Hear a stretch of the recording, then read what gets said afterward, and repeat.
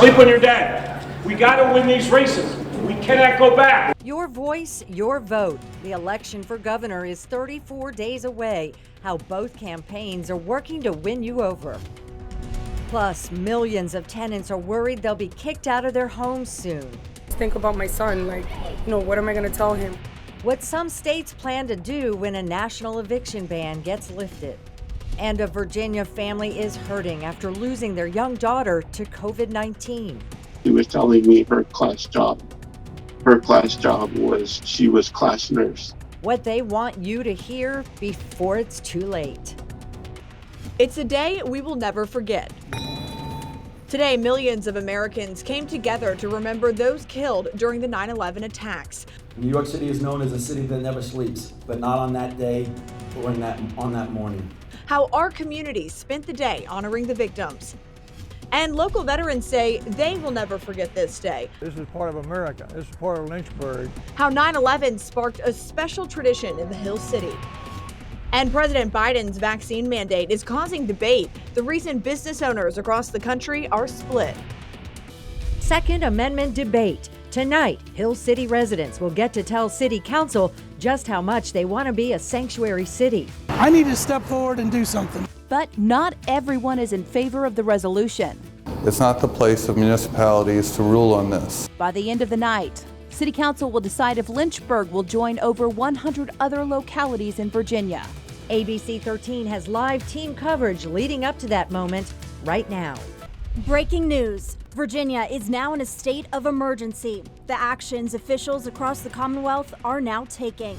Plus, protests continue to erupt across the U.S. as people spread their message against racial inequality. This is what matters, you know what I'm saying? It's not about being rowdy. Tonight, we hear from the people protesting here at home. You're going to give your workers a black face with a Ku Klux Klan member to wear. One local restaurant is stirring up some controversy over comments they made over a face mask. What the owner is saying tonight. You are changing and saving lives of children. It's just amazing to go, here is this picture of my child in this life-threatening situation, and I'm powerless to save her. You know, there's nothing I can do. But St. Jude could. Tonight, we find out who gets the keys to this beautiful home as we raise money to help children fighting cancer. So you guys just got back from a trip to St. Jude. Yes. Tell me about it. It was great. I'm still cancer-free. Yay! Our St. Jude Dream Home campaign sold out in just 8 days, all because of you. We have some amazing news. We need some cowbell for this. We just sold out of our St. Jude Dream Home giveaway. All the tickets are sold out. Tonight, we celebrate the success of this campaign and then change some of your lives. It all starts now. No justice! No peace! No justice! No peace! We begin tonight at 6 with breaking news. Roanoke City leaders have declared a state of emergency in response to this weekend's protest. In a news conference earlier today, city officials said they want to advocate for peaceful protests. Governor Ralph Northam has now also issued a state of emergency across the Commonwealth. Tonight, ABC 13 has team coverage of these protests. First, let's check in with Maggie Marshall, who's in Roanoke with the latest reaction from city officials. Maggie. Time now, 5:29. We want to check back in on breaking news that is happening right now. ABC 13's Cynthia Beasley is live at a massive fire in Bedford. Cynthia, what have we learned this morning? Patty, I'm still working to learn more. I tried to speak with fire officials here on the scene, but they are very busy, and I'll show you why. Just look at the flames coming from the old Bedford Middle School building right now. Now, before it was, some of the flames were showing from the other side of the building, but right now they're showing from the left side, and it looks as if the fire is coming from the back of the building. But since we've been here before we came to you live, we've watched the ceilings fall in. We're seeing firefighters try to battle that and get it under control. And just to show you that, we're going to pan to the right a little bit and show you the kind of response that they have here right now. So I saw crews from Moneta, teams from Bedford, all over. They have a ladder truck that's pouring water onto the top of the building, trying to get it under control. Now, this is as close as we are able to get right now because they are trying to put this fire out at the moment. So we're going to show you some video of earlier this morning when we were here on the scene. And we were able to get a little bit closer. Again, like I said, right now we don't have much information. We're still trying to get more, but we do know the call came in just before 3 o'clock, and since then they've been battling this fire, trying to put it out. We have no word yet on what maybe could have caused it or the specific teams that are responding right now, but again, as I said, they are trying their hardest to put this out. They have multiple crews from the area here, and also this road is closed to traffic at the moment. So if you're going to need to take this route to work or to take the kids to school, you're going to need to go another direction. Breaking this morning, we are on the scene in Lynchburg where a fire did damage to a building that holds several businesses. ABC 13's Cynthia Beasley is live on Memorial Avenue this morning with what we know. Patty, Melissa, firefighters on scene tell us that when they got here, there was smoke coming from the Lucky Penny tattoo shop, which is just in front of me. But they say that fire actually started in this business here at 3104. You can see that there's a tarp covering the door from where firefighters had to kick it in so they could get inside. And there is glass, debris, and water all over the pavement here.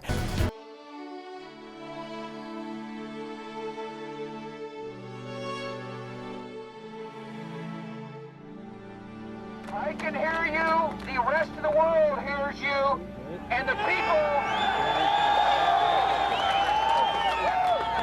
people who knock these buildings down will hear all of us soon.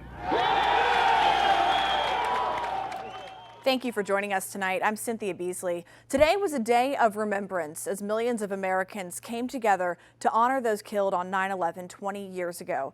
Here at home, the Forest Rotary Club held a service this morning. ABC 13's Kelsey Childress was there. She shares the experience of those involved in that tragic day.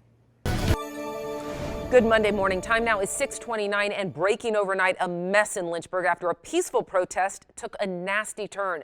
This morning, we have team coverage with ABC 13's Cynthia Beasley, Alessandra Young, and Emily Swecker. First, we are going to start with Alessandra, who is live near 5th and Federal this morning, where all that chaos broke out. We begin this morning with news on the election. It is still too early to determine who will win the White House. Both President Trump and former Vice President Joe Biden picked up major wins overnight, but neither is close to that critical 270 Electoral College votes. This morning, we do know Joe Biden took the state of Virginia, and we have live team coverage starting with ABC's Faith Abube, live from Washington. Good morning. Millions of votes are still being counted right now all across the country. But it seems like this race is coming down to 3 key battleground states. Wednesday morning, time now is 5 o'clock, and we are bringing you team coverage of severe weather that's impacting our area. ABC 13's Daniel Cruz is live in Danville, keeping a close eye on river levels there. And ABC 13's Will Stafford is live checking on driving conditions here in Lynchburg. But first, we're going to begin with meteorologist Sydney Welch for what we are expecting rain-wise today. Sydney, I just heard the rain pick back up once again. Yes. Good Friday morning. Time now is 5 o'clock, and we have team coverage this morning of flooding in our area. We have ABC 13's Daniel Cruz live in Danville for us, monitoring the Dan River as it rises. And ABC 13's Sydney Welch is in the Weather Center tracking when we can expect things to dry out. All right, first we're going to start with Daniel. Good morning, Daniel. Good morning to you, ladies. Things in Danville this morning are not a whole lot different than they were late last night. The river continues to rise. It is just shy of 25 feet at last check, and that was a couple hours ago, the last update from the National. Thanks for joining us tonight at 11. Our top story, your vote matters. That was the message from a Democratic meet and greet tonight in our area. ABC 13's Kelsey Childress tells us why they say it is so important to get involved this year. We have reached agreement to extend the debt ceiling. After weeks of back and forth in Washington, our lawmakers have finally reached a deal to extend the debt ceiling. To give you a little background, without a deal in 2 weeks, the nation would default on its loans, and that's something that's never happened before. Experts say the impact on the economy would have been catastrophic.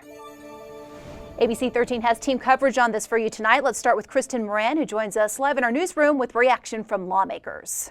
Yeah, well, Danner, reaching this deal means the U.S. has averted to default on its debt, which basically means the country would be unable to pay its bills. The deal is to increase the debt ceiling to $480 billion. Democratic Senator Mark Warner says this could have affected your wallet. He says this could have driven up interest rates, increasing your credit card bills and mortgage rates. He also says Social Security checks wouldn't have gone out and the military wouldn't be paid. The idea that we would have self-inflicted this kind of damage to our country would have been crazy, crazy, crazy. Now, I don't want to say we hit a home run because we've simply delayed this decision.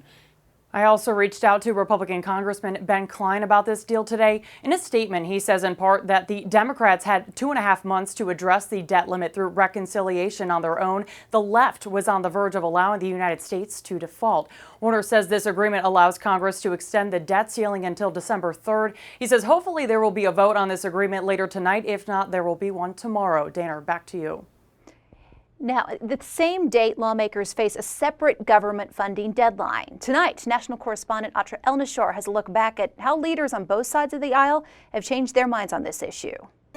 Tonight, the fight over gun rights is now at center stage in Lynchburg. In less than 2 hours, the debate to make the Hill City a Second Amendment sanctuary will kick off at EC Glass High School. ABC 13 has team coverage for you tonight. We're going to go first to Mark Spain, who is there live where the doors to the auditorium should have just opened now. Mark? They are about to open any moment now, Danner and Noreen. They are supposed to open at 6 o'clock. The meeting doesn't get underway until 7:30. Let me step out of the way here. You can see this very large crowd that's formed here on the Langern side of EC Glass High School. I can tell you that this crowd stretches from the door all the way down to Langern Road and probably beyond. I can't see that far, but there is a large group here.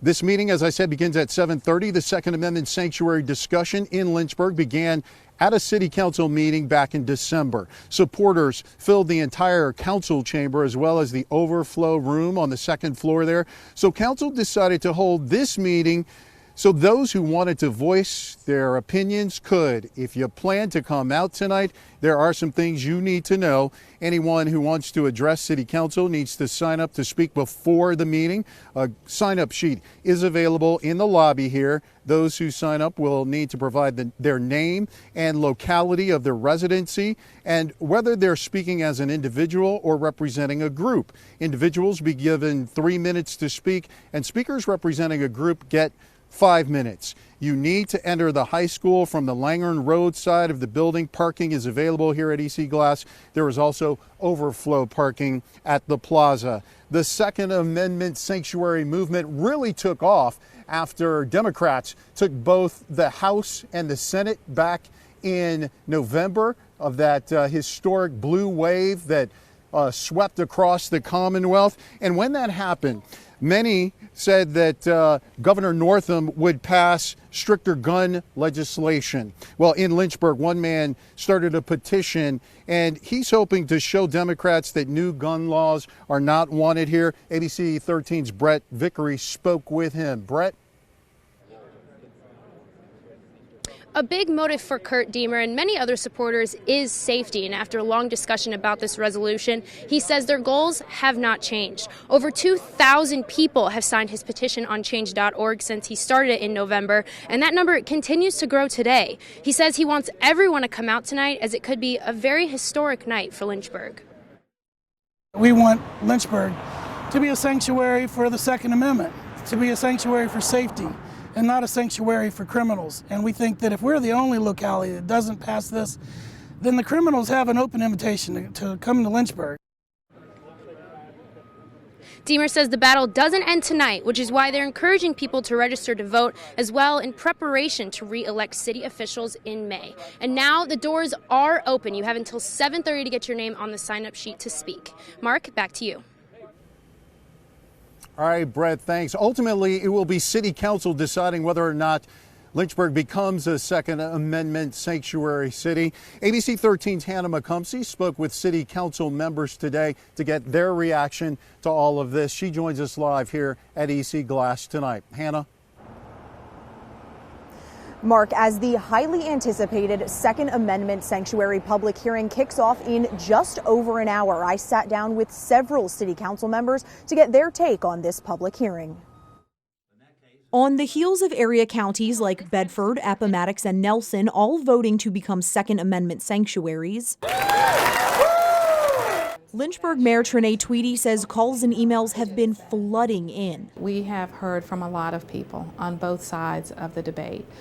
There are people that are for becoming a Second Amendment sanctuary city. That are those who are opposed to it. Sanctuary cities are a recent trend across the Commonwealth, with more than 100 counties voting to pass resolutions to include language affirming Second Amendment rights. While the resolution carries no legal weight, many say it sends a message. People really need to express their views in a public area that allows us to make informed decisions. Councilman Turner Perro says the public debate is necessary, and tonight citizens will have the chance to speak up. This is a very appropriate outlet that allows them to speak freely. Councilman Jeff Helgeson has supported a public hearing on this issue. He says council should be willing to listen to every opinion. I will be voting against tyranny. I will be voting for our citizens and for our citizens' rights. Tonight, as hundreds are expected to show up, Mayor Tweedy says they're ready to do just that. Now, part of that debate has been that we did not want to listen to people.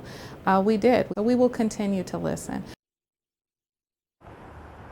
I reached out to every member of City Council for their comment on this matter. Councilman Bo Wright and Sterling Weil wrote back to me in an email that they were unable to meet today. I have not heard back from the remaining two councilmen. In Lynchburg, Hannah McCumsey, ABC 13 News.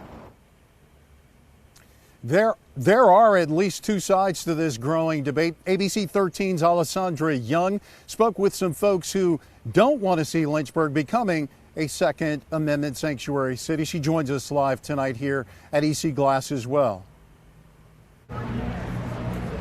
Mark, those who are against it will be here at EC Glass to voice their concerns and opinions as well. Today, I spoke with Paul Boothby, who is a minister at the First Unitarian Church of Lynchburg. He says that he doesn't think Lynchburg needs to become a sanctuary for many reasons. He says he doesn't think municipalities should even be weighing in on these types of matters. He also doesn't think your gun rights are being infringed upon. But he does say that he wants to hear from the people who are for this. What do they really think is going to happen, and why do they think that? So that we can hear what all the concerns are. Why is this such a problem? He says that the regulations being proposed here in Lynchburg are ones that he thinks mostly everybody wants. Reporting live in Lynchburg, Alessandra Young, ABC 13 News. Tonight's meeting was originally set to take place downtown at City Hall. Obviously, that has not happened. It's here at EC Glass High School. City Manager Bonnie Sverchek decided to change the location after learning someone put in a parade protest permit for outside City Hall for today's date. She says because of the large number expected tonight, she thought it might create a public safety issue. City Hall only holds 165 people. The EC Glass Auditorium holds 2,100.